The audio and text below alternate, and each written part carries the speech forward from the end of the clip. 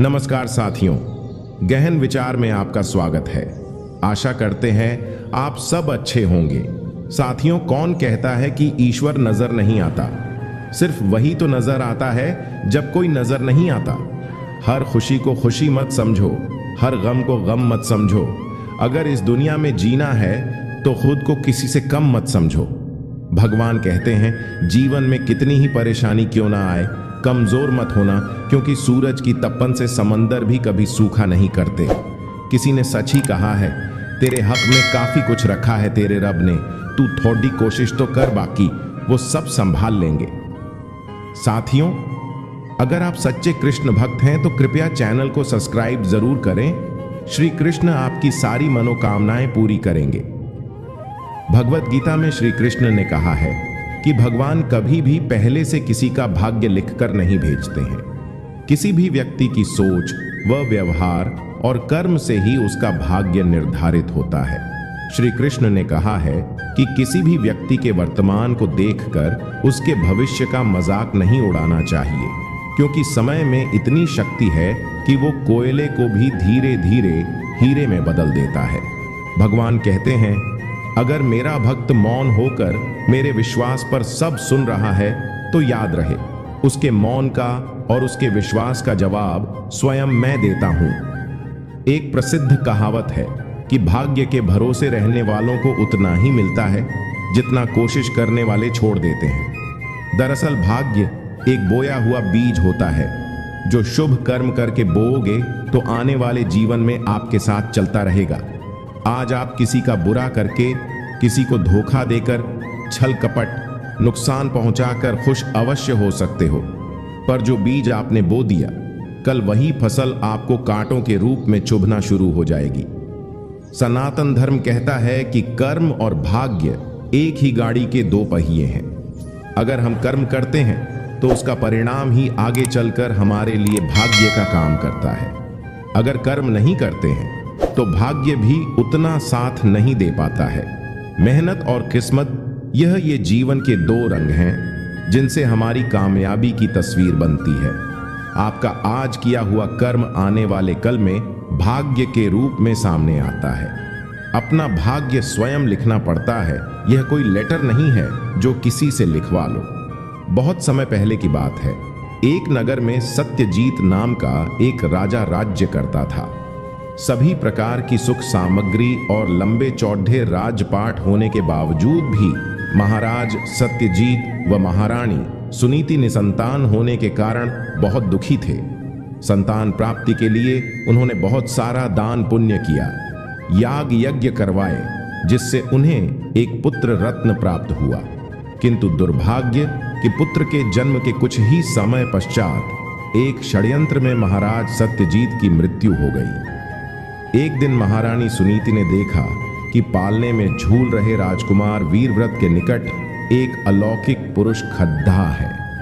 महारानी तुरंत दौड़ आकर उसके पास गई। वह अलौकिक पुरुष जाने ही वाला था कि महारानी ने कहा, कौन हो तुम और यहां क्या लेने आए हो? महारानी का दृढ़ता भरा स्वर सुन अलौकिक पुरुष ठिठक कर रुक गया और बोला, महारानी को मेरा प्रणाम। मैं भाग्य देवता हूं, लोगों का भाग्य लिखता हूं। यहां मैं आपके पुत्र का भाग्य लिखने आया था। यह सुन रानी ने भाग्य देवता को प्रणाम किया। स्त्रियां स्वभाव से ही अत्यधिक भावुक होती हैं, अतः महारानी बोली, हे भाग्य देवता, यदि आप मेरे वीरव्रत का भाग्य ही निश्चित करने आए हैं तो कृपा करके मुझे बताइए कि इसके भाग्य में क्या है। भाग्य देवता असमंजस में आकर बोले, हे देवी, समय से पहले किसी का भविष्य बताने की आज्ञा हमें नहीं है, अतः कृपा करके आप ना पूछें तो ही बेहतर होगा। भाग्य देवता के इस उत्तर से महारानी संतुष्ट नहीं हुई। उन्होंने फिर से हाथ जोड़कर निवेदन किया। आखिरकार भाग्य देवता को रानी पर दया आ ही गई और वह बताने के लिए मान ही गए, किंतु उन्होंने वह बात किसी और से न कहने का संकल्प दिया। भाग्य देवता बोले, देवी, यह कहते हुए मुझे दुख है कि आपके पुत्र के भाग्य में राजकुमार बनना नहीं लिखा है। यह जंगल में जानवरों के बीच पलकर बड्ढा होगा।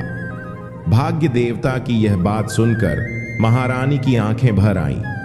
महारानी के दर्द को जानकर भाग्य देवता ने कहा, हे देवी, इसे राजकुमार तो मैं नहीं बना सकता, किंतु मैं इतना वरदान देता हूं कि जब भी यह जाल डालेगा उसमें एक हिरण अवश्य फंसेगा, जिससे यह कभी भूखा नहीं मरेगा। यह कहकर भाग्य देवता वायु में विलीन हो गए। थोड़ी देर बाद एक गुप्तचर दौड़ता हुआ आया। थोड़ा रुकते हुए महारानी से बोला, आपके लिए एक संदेश है। महाराज के हत्यारे का पता चल चुका है। महारानी बोली, कौन है वह दुष्ट? गुप्तचर बोला, और कोई नहीं महारानी जी, महाराज का अपना भाई नरपति है। बहुत ही जल्द वह राजकुमार की हत्या करके राज सिंहासन हथियाना चाहता है। यह समाचार सुनकर महारानी रातों रात राजकुमार और अपने कुछ विश्वस्त साथियों को लेकर उस नगर की सीमा से बाहर निकल गईं और एक सुनसान और व्यवान जंगल में झोपड़ी बनाकर रहने लगी। इधर नरपति दिन रात महारानी और राजकुमार को खोजने लगा। बहुत कोशिशों के बावजूद भी जब उसे कोई परिणाम नहीं मिला तो वह स्वयं राजा बन गया। अब महारानी सुनीति जंगल में अपने बेटे वीरव्रत के साथ रहने लगी। सुनीति दिन में लकड़ियां काटने जाती और शाम को बाजार में बेचकर अपना गुजारा चला रही थी। बालक वीरव्रत दिन भर जंगली जानवरों के साथ खेलता रहता। दिन पर दिन बीतते गए। धीरे धीरे बालक वीरव्रत बद्धा होने लगा और मां के साथ लकड़ियां काट कर गुजारा करने लगा, किंतु जंगल कम होने व लकड़ियों के दाम गिरने से उनका गुजारा मुश्किल हो गया। एक दिन मां ने वीरव्रत को शिकार पर जाने को कहा। जिन जानवरों के साथ वह खेल कूद कर बद्धा हुआ उन्हीं का वह शिकार करे, यह बात उसे बिल्कुल मंजूर नहीं थी, किंतु क्या करता, मां की आज्ञा और जीवन का सवाल था। वह जहां भी जाल बिछाता उसमें हिरण आ फंसता था। मां को भाग्य देवता वाली बात पता थी। एक दिन उसने भाग्य देवता वाली पूरी घटना वीरव्रत को सुना दी। फिर क्या था, वीरव्रत को भाग्य देवता पर बहुत गुस्सा आया। उसने भाग्य देवता को चुनौती देने की ठान ली। अब वह जाल ऐसी जगह बिछाने लगा जहां हिरण नहीं आ सके। एक दिन उसने जाल बिछाकर उसके चारों तरफ आग लगा दी, किंतु जब उसने जाकर देखा तो उसमें हिरण फंस चुका था। उसे बहुत गुस्सा आया। दूसरे दिन उसने नदी के बीचों बीच जाल बिछा दिया, किंतु जब जाकर देखा तो वहां भी हिरण फंस चुका था। वह दुखी होकर सोचने लगा। अब उसने एक पेडेच पर जाल बिछाया और घर चला गया। जब आकर देखा तो वहां भी हिरण फंस चुका था। इस बार उसने अपने घर में जाल बिछाने की सोची। घर में जाल बिछाकर वह बाहर पहरा देने लगा और भीतर मां को बिठा दिया। देखता हूं अब भाग्य देवता कैसे बचकर जाता है। आखिरकार हार मानकर भाग्य देवता उसके सामने प्रकट हो ही गए और कहने लगे, तुम क्या चाहते हो? तुम्हें वरदान नहीं चाहिए तो ना सही, पर मुझे यूं परेशान ना करो। वीरव्रत बोला, परेशान मैंने आपको नहीं, आपने मुझे और मेरी मां को किया है। आप ही है ना वह जिसने मेरा ऐसा जंगलों वाला भाग्य लिखा। भाग्य देवता, मैंने तुम्हें वरदान भी तो दिया है। वीरव्रत तैश में आकर अपना वरदान अपने पास रखो। मुझे ऐसा हिंसक वरदान नहीं चाहिए। अगर मेरे लिए कुछ कर सकते हैं तो मेरा भाग्य बदल दे।